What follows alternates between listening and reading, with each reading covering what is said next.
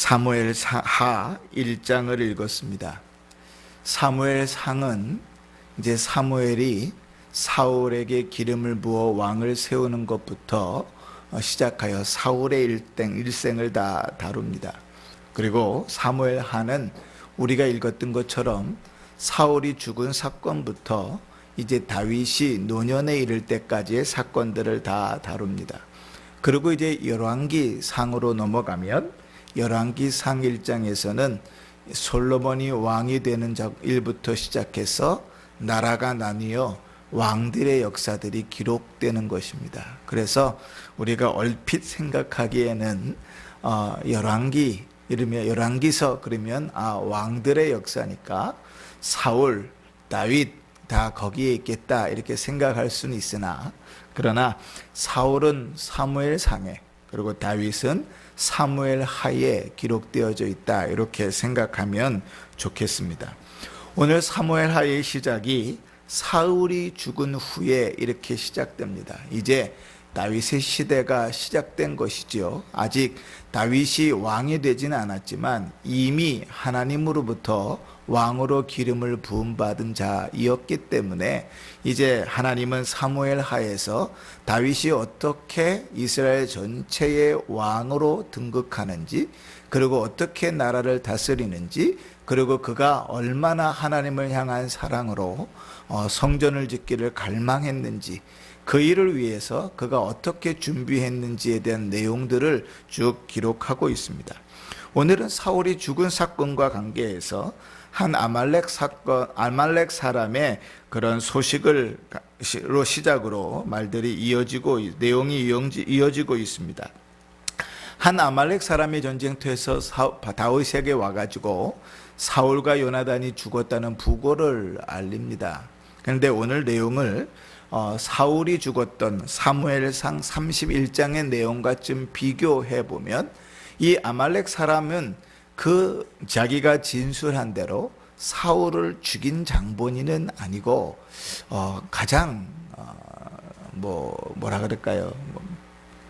깊이 가까이 생각한다면 그 상황을 목격한 증인 이 정도, 아니면 사울이 죽은 바로 다음에 시신이 수습되었는데 시신이 수습되기 전에 먼저 사울과 요나단의 죽음을 발견했던 사람 정도가 됩니다. 왜냐하면 사울이 죽은 사무엘상 31장의 기록과 오늘 아말렉 사람이 1장에 진술하고 있는 내용이 너무나 많은 차이가 나기 때문에 그렇지요. 그래서 좀 가까이 많이 쳐주자면 그 장면을 목격했던 증인자로 될 것인데, 문제는 무엇인가 하면 사울이 죽는 그 상황을 이 아말렉 사람은 기회라고 여겼습니다.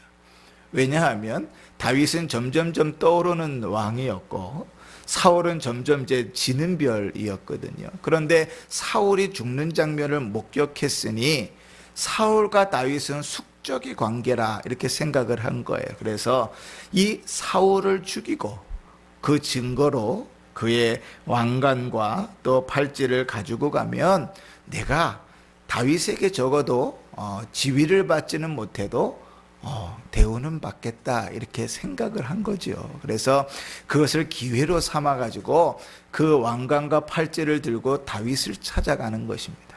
그래서 다윗에게 내가 이러저러해서 사울과 요나단이 죽는 것을 보았고 내가 그 사울을 죽였노라고 진술합니다.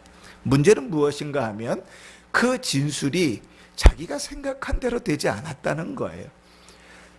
사울이 다윗의 숙적이기 때문에 내가 사울을 죽였다고 하면 적어도 돈이라도 이만큼 포상금이라도 줄 알았는데 그것이 자기 인생에 찾아온 대단한 기회라고 여겼는데 결국은 그 일로 말미암아 그는 죽습니다. 그가 진술한 거짓말이 그가 죽는 이유와 증거가 되어 죽습니다. 그의 삶이, 그의 말이 증거가 되어 죽게 되는 거예요. 그러면 왜 그렇게 됐는가? 다윗은 사울을 숙적으로 생각해 본 적이 없거든요. 그가 쫓겨다니면서 괴로웠을지라도 다윗의 마음속에 있는 가장 중요한 신앙의 근본은 무엇인가 하면 하나님께서 살리셨다는 거예요. 하나님께서 살리셨다. 하나님께서 세우셨고 하나님께서 일하시는 것이라는 것이지요. 그러니 다윗은 사울을 자기 손으로 죽일 수 있는 기회가 2번이나 있었음에도 불구하고 죽이지 않았습니다. 하물며 이방인의 아말렉 사람이 사울을 죽였다는 것을 달가워할 리가 없지요.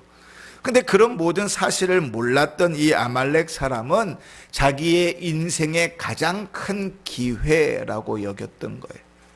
그런데 그 기회가 거짓으로 포장되어져서 고해졌을 때, 그 기회가 선용되지 않았을 때 하나님은 그 거짓을 증거 삼아서 그를 죽이신 것이지요. 그러면 똑같은 기회가 다른 사람에게도 있었습니다.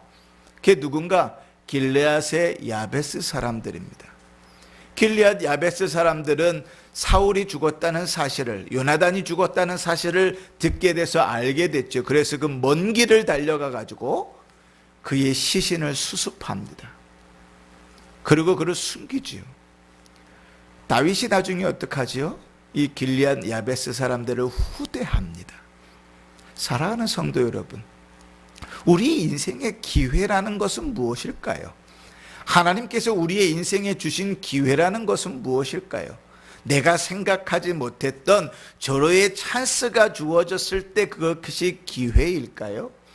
아니요. 믿음으로 살아가는 자에게 기회라는 것은 하나님께서 주시는 그 순간을 믿음으로 살아갈 때 기회가 됩니다. 그 일이 어떠한 일로 벌어졌든지, 어떠한 일로 주어졌든지 하나님을 믿는 믿음으로 그 순간순간을 살아갈 때, 하나님 앞에 진실하게 살아갈 때 하나님은 그것을 선용하셔서 우리 가운데 선을 이루어 가십니다. 우리 인간적으로 살아갈 때는 이 아말렉 사람이 살아가는 방식이 너무나 정확하고 맞습니다. 이렇게 살아야 되는 거죠. 이런 기회가 주어졌으면 온갖 기회를 포장해가지고 내 자신을 좀 높여서 내가 유익을 얻을 수 있는 방법으로 나를 드러내야지 그것이 기회가 됩니다.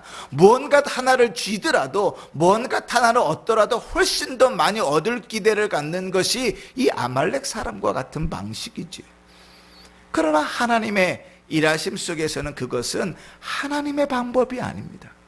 기회는 무엇입니까? 우리에게 평범하게 보이는 삶이라 할지라도 그 삶들을 하나님 앞에서 진실하게 살아갈 때, 우리에게 생각지도 못한 일들이 주어졌을 때 그 일들을 하나님 앞에서 진실하게 살아갈 때, 선을 행하며 살아갈 때, 그때 그것이 우리에게 기회가 됩니다. 우리는 성경의 많은 경우에 그러한 사람들을 만나게 됩니다. 물론 길르앗 야베스 사람들을 포함해서 말이죠. 여러분, 길르앗 야베스 사람들이 사울의 시신을 수습할 때 그들은 적어도 다윗이 왕이 되는 그 상황 속에서, 다윗이 떠오르는 상황 속에서 다윗이 왕이 되면 자기들이 어떠한 불이익을 받을 줄 모른다는 것을 각오하고 그 일을 걸어갑니다. 그러나 하나님께서 세우신 자들, 하나님께서 세우신 왕이 죽었고 그의 시신을 수습하는 일을 하나님 앞에서 그들은 당연히 여겼기 때문에 그 일로 인하여 불이익을 당할지라도 그들은 그 일을 감당하는 것이죠. 그때 오히려 하나님은 그들의 생각을 바꾸셔서, 그들이 가졌던 마음을 바꾸셔서 그것이 선이 되게 하십니다.